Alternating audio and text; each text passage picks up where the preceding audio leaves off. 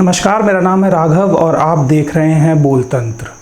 आज बात होगी कानपुर देहात के चौबेपुर थाना क्षेत्र की, वो घटना जिसने सुबह सुबह पूरे सूबे को दहला दिया। घटना उन 8 पुलिस वालों की और कहानी उस एक कुख्यात अपराधी की जिसकी दहशत का 20 साल से पूरा कानपुर नमूना देख रहा था। 2001 से एक छोटे मोटे गुंडे जैसे शुरुआत करने वाला अपराधी कैसे 19 साल में कानपुर और उत्तर प्रदेश का सबसे बड़ा हिस्ट्री सीटर बन जाता है, यह बिना किसी राजनीतिक पैठ के संभव नहीं है। विकास दुबे के इस एनकाउंटर वाली घटना के बाद 8 पुलिसकर्मी शहीद हुए। वो 8 पुलिसकर्मी किसी के घर के चिराग थे।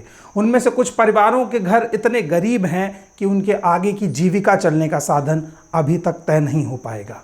फिलहाल उत्तर प्रदेश सरकार की तरफ से सबको 1-1 करोड़ का मुआवजा दे दिया गया, लेकिन इस मुआवजे के साथ कुछ सवाल हम भी खड़े कर रहे हैं। सवाल ये कि क्या उन परिवार के रहने वाले लोगों की शिक्षा की, उनके रोजगार की गारंटी ली जाए या सिर्फ शहादत को कुछ करोड़ रुपयों में तौल करके छोड़ दिया जाएगा। दूसरा सवाल ये खड़ा कर रहे हैं कि ट्विटर पर इस घटना के बाद उत्तर प्रदेश सरकार पर तमाम तरीके के आरोप लगाए जाने लगे।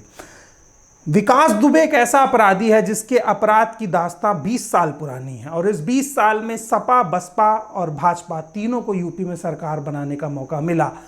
किसी भी एक पार्टी ने विकास दुबे के ऊपर कार्यवाही नहीं की। यहां तक कि जब राजनाथ सिंह स्वयं उत्तर प्रदेश में मंत्री थे, उस वक्त भी बीजेपी के एक मंत्री की हत्या विकास दुबे ने थाने के भीतर घुस के की थी और दहशत का यह खौफ था कि उसके खिलाफ गवाही देने वाला कोई नहीं था, इसलिए उस अपराधी को छोड़ दिया गया। एक और बड़ा पेश बार बार सामने आ रहा है। यह कहा जा रहा है कि पुलिस जिस समय विकास दुबे के एनकाउंटर के लिए उसके घर पहुंची थी, उसको इस एनकाउंटर की जानकारी पहले ही लग गई थी। इस बात की पुष्टि फिलहाल अभी तक नहीं हुई है कि यह घटना विकास दुबे को इस एनकाउंटर की जानकारी किसने दी, लेकिन उसे जानकारी पहले से थी। इसीलिए गांव के बाहर ही जेसीबी लगाकर रास्ता रोका गया ताकि पुलिस की गाड़ी भीतर ना आ पाए। और गांव के भीतर जो विकास दुबे का घर है वो किला नुमा है, उसके तीनों तरफ से दरवाजे हैं और घर के भीतर आप बाहर से नहीं देख सकते हैं, लेकिन घर की ऊंचाई पर जो लोग खड़े हैं वो गांव के बाहर तक की सारी चीजें साफ देख सकते हैं। इसलिए जब गाड़ी को बाहर रुकना पड़ा और पुलिस वाले गाड़ी से उतरकर पैदल विकास के घर की तरफ आ रहे थे, तब घर के भीतर से जबरदस्त फायरिंग की गई।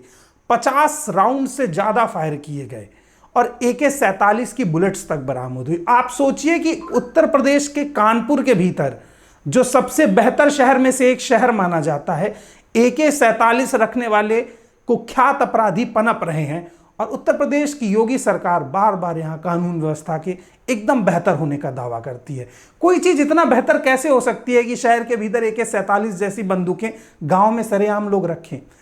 दूसरा मंजर ये देखिए कि पुलिस का खौफ अपराधियों के भीतर से कितना कम हो चुका है। अगर 8 पुलिस वालों को कोई अपराधी AK-47 से जान से मारता है तो ये पुलिस महकमे की जिम्मेदारी बनती है कि उसे तुरंत पकड़ा जाए। लेकिन ट्विटर पर एक दूसरा वॉर शुरू होता है। तमाम पार्टियों के पुराने नेताओं के साथ विकास दुबे के फोटो ढूंढे जाते हैं।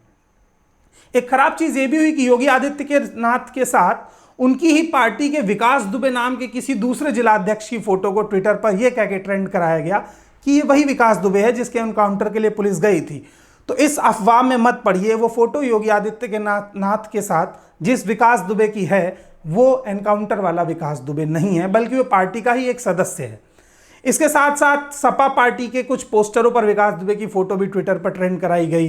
कानून मंत्री यूपी के, उनके साथ भी विकास दुबे की फोटो ट्रेंड कराई जा रही है। इनमें से तमाम फोटो असली हैं, तमाम नकली हैं। लेकिन क्या ट्वीट वॉर में उन 8 जवानों जो शहीद हुए हैं उनके परिवारों को उनके बेटे वापस मिल जाएंगे? सवाल यह भी एक बड़ा बनता है कि विकास दुबे की 20 साल के इस क्राइम के करियर में कितनी पार्टियों ने उत्तर प्रदेश में अपनी सरकार बनाई और कितनी पार्टियां गईं।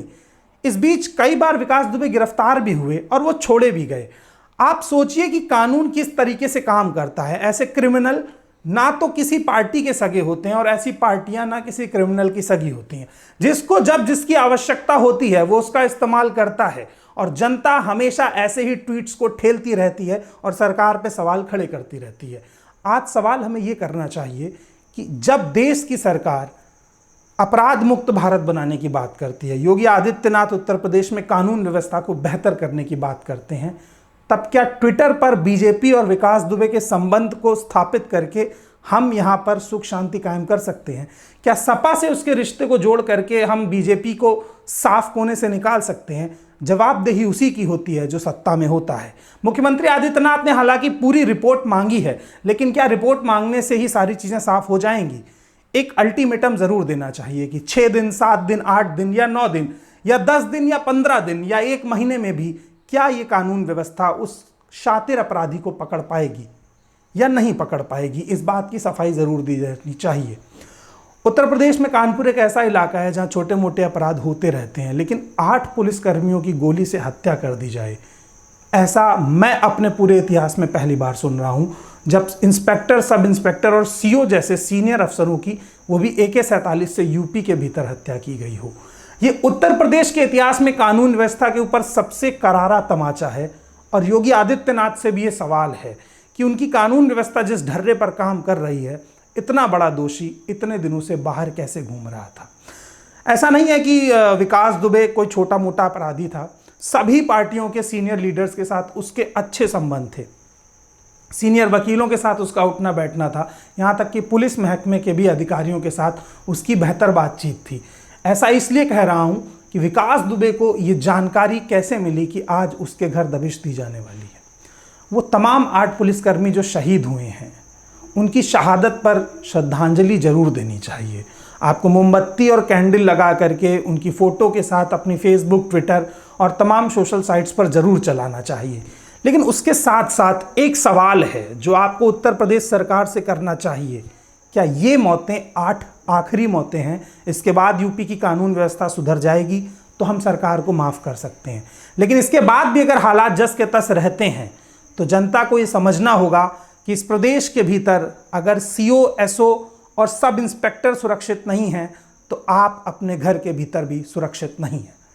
हमारी और वीडियोस को देखने के लिए बोलतंत्र को लाइक कीजिए। अगर हमारा आप ये वीडियो फेसबुक पर देख रहे हैं तो कमेंट कीजिए, यूट्यूब पर सब्सक्राइब कीजिए और हमें बताइए कि आप जिस भी इलाके में रहते हैं वहाँ कानून व्यवस्था का हाल कैसा है। और उन 8 परिवारों के लिए दुआ कीजिए कि उनका आने वाला कल बेहतर हो। धन्यवाद।